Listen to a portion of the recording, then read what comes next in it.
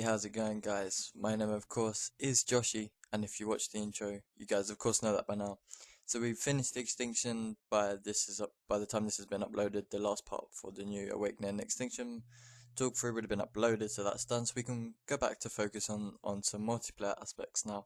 So today we have the mtar-x, the weapon review, and it's a good weapon. I'd say overall it plays more like an assault rifle the way you choose to play it. If you want to get the highest streaks and you want to be able to be living longer, then I'd play it like an assault rifle. Don't rush in. You can rush in with this weapon for sure because you can put rapid fire on it, but it's better to stay away. So stats, gonna get into them now, and enjoy. The damage, of course, the highest damage you're going to be dealing is 40 points of damage. So again, that's okay. It's pretty good. You can increase it, with armor piercing, it increases the damage. But 40 is alright with the firing rate, which we'll get into in a minute. The lowest is 25, so 25 is better than the lowest being 20 for sure.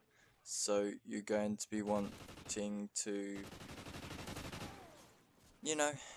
just concentrate on the burst. The damage starts to drop off at 15.24 meters, and then it hits 25 points of damage at 20.828 meters.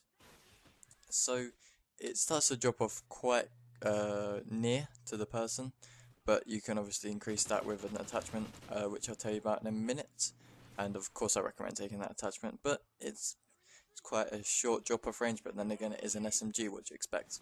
The clip size itself is 38, and you can increase that to 57 with extended mags. Now, having a 38 clip size is good because you can normally take on about 2 to 3 guys with 38. You give that extended mag, so you're taking on 5 or 4 people I'd say, and you're not going to be having any problems. I got really unlucky on that. I couldn't move and the dog managed to kill me. Alright, back to the stats. Moving on to the headshot mobile, which is a 1.5 times. So it's nicer than the 1.3, the 1.4. It's just a 1.5 times, and it's aiming for the head, and with some of the recoil that we're going to talk about in a minute, you shouldn't have too much trouble aiming for there, and it should be able to move your sights up, and overall you should be okay with it. It's going to be okay. Don't worry, guys. Everything's going to be okay. The firing rate is 810 RPM. That's actually really rapid. 810 RPM. Again, it is a submachine gun, so what to expect, and this is where it makes up for the quite poor damage it does. 40 points of damage is okay, don't get me wrong, but when you're putting out 40 points of damage, so we'll say about 30 points of damage, and you're going to be doing 810, RPM, it's crazy for sure. The recoil, so here's one of the weaknesses of the gun. The recoil is a more up and right recoil, and that's both at 59 points of recoil. Now 59 is a very, very high point of recoil, so you're definitely going to be wanting to take some attachments and obviously some packs to be able to help you, because that's a high recoil. And then the medium recoil to the left, which is 39, which is again is pretty high for a secondary recoil. So just want to consider that when picking your attachments. It's 9 squad points, nothing too special there. One of the higher guns that costs one of the highest squad points, but these days squad points don't matter too much. The attachments I recommend: muzzle brake. You saw the drop off point, you saw that it actually hit 20 points of damage at 20 meters or so. Taking muzzle brake actually makes it drop off at a slower rate, so you're going to be hitting that 20 points of damage at a further away distance, which is what you want to be doing. You want to be the maximum damage as long as you can and as far as you can, which is definitely the aim in any Call of Duty game. And the more damage you can do, the easier it's going to be to kill people. Recommend foregrip. I just showed you the very, very unpredictable and very, very high recoil to the up and to the right. The foregrip, sorry, is going to allow you to cancel out not all of the recoil for sure, because that would be so overpowered, but just a little bit, enough so that it makes it controllable, makes the mtar controllable, and you'll be able to play a decent game with it and be able to win the majority when you take foregrip of medium gunfights, and even win some long range gunfights. Perks I recommend: steady aim.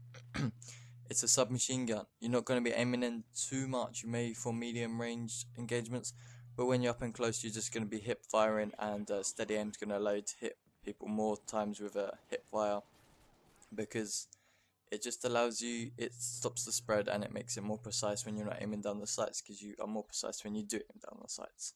So that perk is definitely helpful. Agility, submachine gun, you move fastest with a submachine gun, except for pistol obviously. But for the main guns, the primary weapons, you move fastest with submachine guns, I believe, or it might be shotguns, I can't remember which one. But you move pretty fast. Agility is going to make you go around like a missile around the map, killing everyone. And if you can do that, then all is good, because you know you're going to want to do that so that you can get up in the enemy's face and get the nice high points of damage. Stalker, for when you're going around the corners, you're going to want to aim down the sight so you're ready to go into a medium range gunfight, especially if it's a long distance engagement and there's long traffic engagements. Then you're going to be wanting to aim down, and if you can come around the corner a little bit faster while aiming down the sight, why not take it? Because you could even catch your enemy out, because you're going to be moving faster, and with agility you're going to be moving a lot faster. So those two perks kind of work together to make a bigger one. The reload time is 3.93 seconds empty, so again quite bad. And then 3.2 seconds loaded, and can be decreased with cancel reload to around 2.8 seconds. So cancel reload is definitely going to be your best friend with this weapon. Cancel reloading all the time is definitely a priority with this weapon. It's going to allow you to, you know, be ready to kill more people a lot more easier, and it's just going to give you an overall more chance of winning. Very good iron sights, very good. There's absolute no need for red dot. If you really want to take it to win all of those long range engagements, which you don't really want to get in the first place, then take the red dot. But iron sights, they're precise and very precise, and they get the job done for what I've been using it in this game. You can see that I barely miss any shots with this iron sight, so I think that's good enough. The aim down sight in and out is 0.2 seconds, so some submachine guns we've seen are 0.25 seconds, and this one's 0.2 seconds. The penetration again is low, and I think that's quite a generalization for the submachine guns. So you're not going to be killing enemies through walls as quickly as you had a assault rifle. Overall, I give this gun a 4 out of 5 stars because of the recoil and the low penetration, which causes problems on maps with lots of buildings, such as this map. This map obviously it has a lot of buildings, and if you're not being able to kill the enemies through the wall as efficiently, then it is going to cause you some problems. Anyway, that's all the stats I have, just a generalization, and I give the 4 out of 5 stars, and I give the overall judgment rating on the bare bones of the weapon.